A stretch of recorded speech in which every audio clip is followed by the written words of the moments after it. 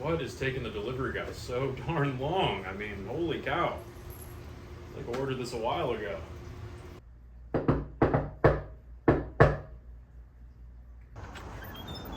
Dude, where on earth have you been, man? What the heck? Hey, yeah, I sincerely apologize, but got your delivery finally. Yeah, one Collegiate Creature Keeper tank update. Yeah, right here. Okay. Yeah, my bad, dude. Just so you are aware, everything you're about to see, I filmed in September, I think, maybe even August. So that's how long I've been waiting to come back and update you guys on what's going on. Sorry about that. Let me kind of explain to you why. And I'm back. What's up, guys? Fudge. I mean, it's been too long. I've been working on a couple of videos for a while. I've even been working on this exact video for a while. And I just wasn't loving it. I just was never loving anything I was making for a second there, which actually leads me to another thing I wanted to talk about that I'll get to in a second. But I think finally I have struck a balance where I can get videos happening again. You see, I've been working 2 jobs. I'm a pizza guy. I've been delivering pizzas around my neighborhood for a little while, and that's nice. So on top of being a naturalist, which I don't get to do as much when I'm also in school. So I've got all 3 of those things going on. That's why I'm the Collegiate Creature Keeper. I would like to be honest with you guys about how I do this, keep my critters even on such a ridiculous 22-year-old person's schedule. But I think I've found a good balance, and I'm finally excited to make some videos again. So it's time to catch you up on what I've been doing, the cool animal stuff I've been experiencing, and I'll even update you a little bit on the tanks real quick. So let's get into that. The theme of this tank update is dirty cleaning. We have a lot of work to do. But you'll notice I just took down the shrimp tank. It's out of commission now. The shrimp are no longer in this cube, and that thing needs cleaned out. So that is because the shrimp I thought could be kind of my inaugural members of a new tank that, we talked about one of the last times you saw me. Here it is right now. I'm working on this video separately. I'm gonna show you every step that's gotten it to here, plus everything that still has yet to come. Right now, I just wanna show you that we are dealing with crazy algal blooms. But if you look, there are one of the shrimp. We only have 3 shrimp now, 1 blue and 2 reds. They are all doing really well in here. There's a bunch of snails as well. But we're having a big algal bloom, and I'm being really slow and meticulous with this one. I'm in no rush because I think I can make a really cool video that I'm gonna be pretty proud of about this tank, including everything from start to finish from this tank's development. So I'm really excited for that. I can't even begin to give you a date on when I'm gonna upload that, but hopefully it's in the next month or 2. In the meantime, I also really need to give Tot's tank a good cleaning. I'm going to spend this day off, this miraculous day off that I have, cleaning up a little bit, as well as some other things.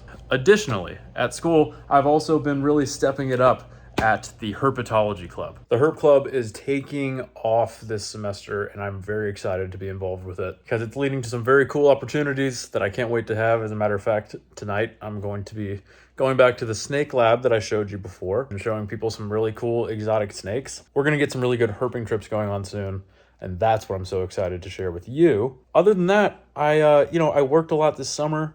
I'm working a lot right now, but I have had some moments to see some cool animal stuff, so I'd like to share some of that with you right now. Please stay till the end of the video, though. I have a special announcement. We're nearing a fun milestone and that I would like to celebrate, so stick around until the end to hear some information about that. Thank you. Please enjoy. When I was last here with you, I was heading out to the creeks, trying to look for isopods and other freshwater invertebrates, and I was just getting skunked. So my tank kind of fell to the wayside for a minute, and I started enjoying some other things that I might want to share with you today. Phil turned 1 in my absence. In September, Phil turned 1 year old, so I spoiled him, got him some little catnip treats, some new toys. We had a lot of fun that day. He's actually sitting next to me here as I record, which is awesome. So please drop a happy birthday, Phil, down in the comments. I think that would be greatly appreciated. While it is, you know, a couple months late, hey, I'm not going to tell him. He can't really read. Here we go. Then I got him a costume as well. That was pretty fun. We had to get ready for Halloween, obviously, so Phil was a lion this year. I never put this mane back on him, though. I don't think he loved it very much, as you can probably tell.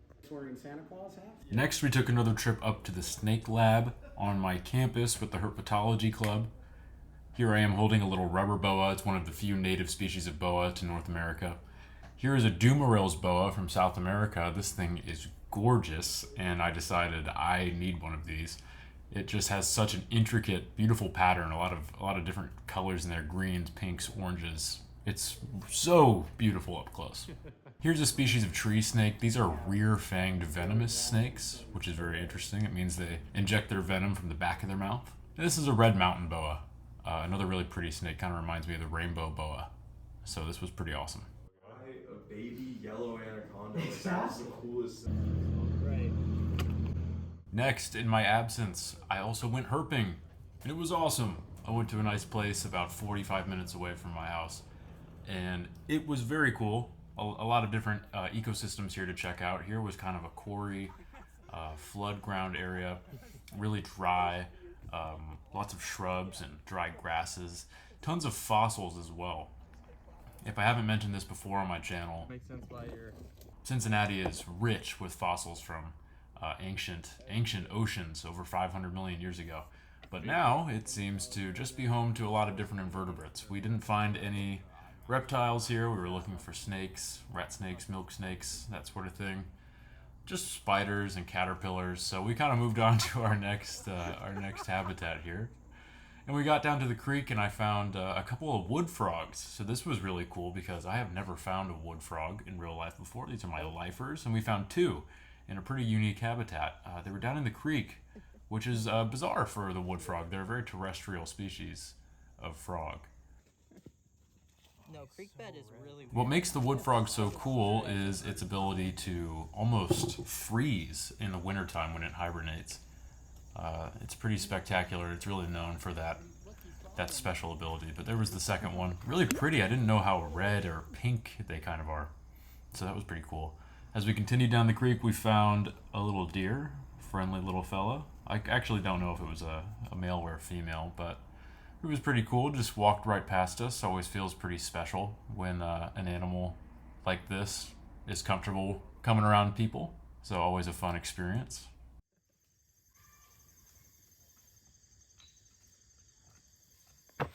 Then my buddy Nathan here showed us how it was done. He is a photographer who you can check out. I'm going to plug him down in the description. He takes pictures of pretty much every herp in the Midwest, salamanders, snakes. They all look incredible, and he was kind of showing us how it was done here with this northern water snake, who was actually pretty good. He was pretty good for our photo session here. It lasted quite a while, and Nathan showed us how he kind of keeps the snakes docile, I guess, if you will. Keeps them posing for the picture. So it was pretty cool stuff to learn about. I am pretty interested in photography. And then we ended the day with this huge water snake. Looks like it just ate a catfish or something down in the water, because it was pretty thick. One of the biggest ones I've ever seen. What do you eat? Finally, the Herp Club adventures didn't stop there. Here we are with some foam here that we are cutting up into little bits, scraping and scoring them, and sticking them together with silicone so that we can make a faux background for a project we're working on. That's all I'm going to say about it, but you'll notice the end goal of my piece here was to make kind of a faux slate riverbank. So there's your hint. Wink, wink. Well, folks, I'm thrilled to be back. I'm really excited to share my next video with you about this tank. And I promise there's going to be a pretty cool surprise in that video, because this ended up being home to something I was actually not expecting to keep. No, there are no isopods, there's no diving beetles in here. I'd still like to do that probably next spring, but this ended up becoming home for something much different than an insect. and they have actually all moved out of the tank already. So I can't wait to show you all about that. And I just have one more thing I want to say before I go. I'm nearing 100 subscribers. I'm pretty excited about this. A lot of my subs are my friends and family, but I'm really happy to have you guys who have actually found me on YouTube here as well. So I appreciate you all the same for being subscribed. And I would love it if you would drop your ideas for 100 subscriber special down in the comments, okay? I have an idea of something silly I could do, but give me your best suggestion. I'd love to hear it. And until then, I've been the Collegiate Creature Keeper, and I will see you next time. Bye-bye.